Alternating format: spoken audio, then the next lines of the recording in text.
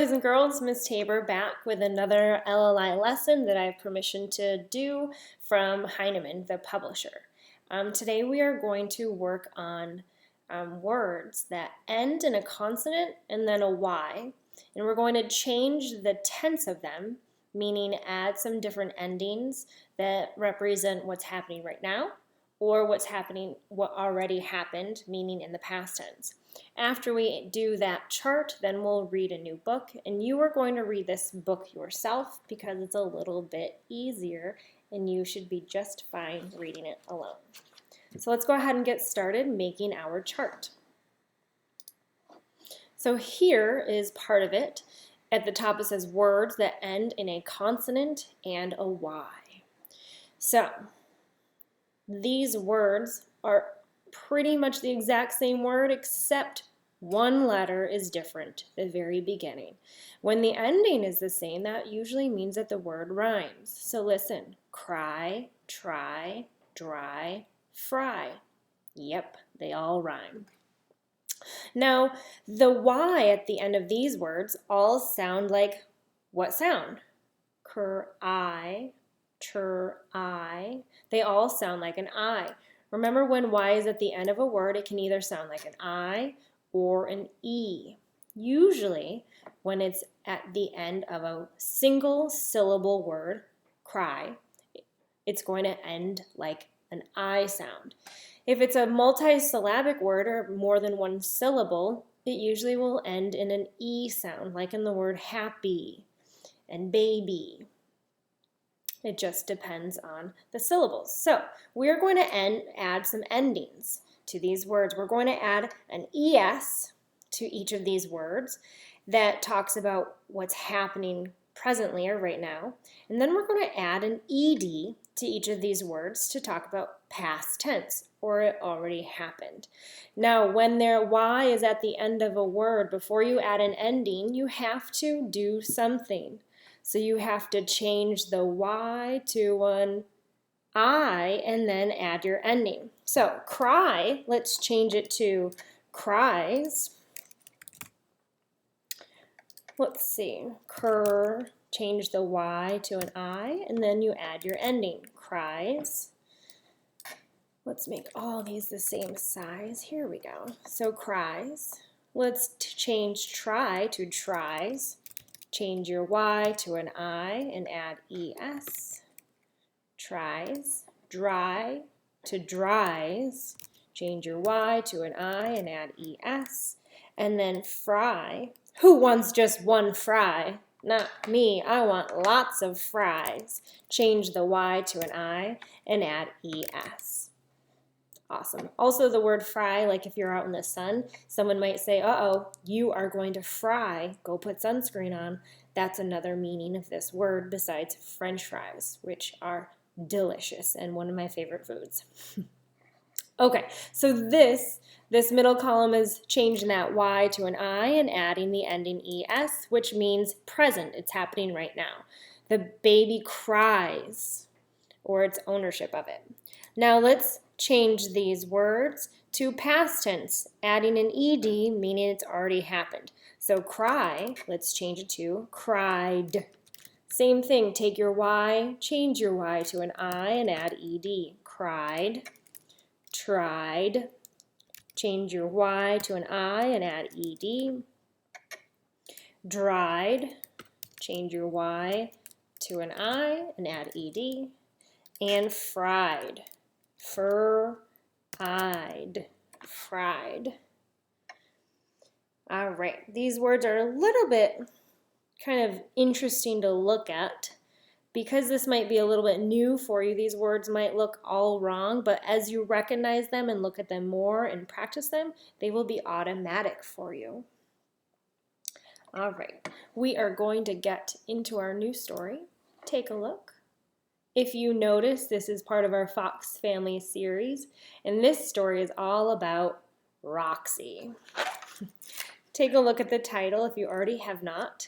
It is called Wide Awake, or we can say awake. This is one of those tricky words where it starts with an A, and it can be a or a. So wide awake. So in this story, Roxy has a hard time going to sleep, and she tries lots of different things to try to go to sleep. Now, towards the end of the story, it has some humor in it, and I hope that you're able to find the humor. And thinking of all the ways she tried to fall asleep, but she cannot. So you are going to read this yourself. Think about endings of words. Find that base word or the root word, and then add your ending so you're more able to read it. All right, you are going to read it yourself if I did not say that already. So I will show you through all the pages and do awesome. Wide awake.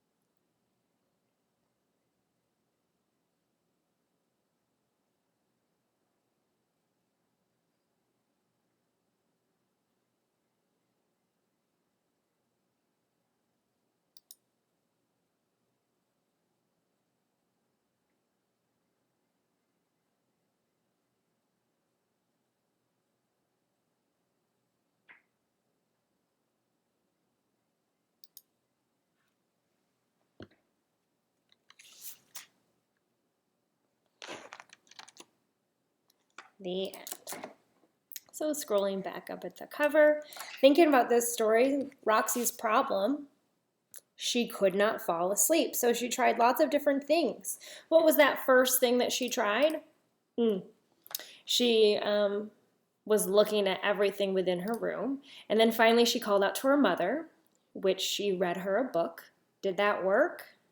Nope. Now poor mother is wide awake. Then she tried some other things, rolling around, flopping back and forth. That didn't work. So then finally she called out for her father. Well, he got her a warm glass of milk. And you know, unfortunately, that did not work for Roxy. So now poor father is awake. She tried moving her blankets around. That didn't work. She called out both of her parents again. They told her to start counting. I thought this page was funny. Remember when the author writes the text in dark black, or what's called bold? They want you to really have some emphasis when you read it. Really say it. Mother, father, mother, father. And she counted to 100. That's 1,000,000, I think. It really adds excitement to the story, as if it's like a real movie. So counting did not work either. And then finally, poor little Andy Fox came out and he's awake. So at the end, it's humorous because they all had this snack, and then all of a sudden, who was finally sleeping? Roxy was finally sleeping. So I want you to think, has that ever happened to you? Have you ever had a problem falling asleep and you tried lots of different things? What were some of those things that you tried to help you fall asleep? I want you to share that with someone and think, oh, I could try something that Roxy tried this time. Maybe a snack will help you fall asleep next time. So I hope you enjoyed that story. Our next story is a nonfiction text. I will read it to you, and we will also work on long vowel combinations, which is tricky. So thanks for tuning in, and I will see you next time.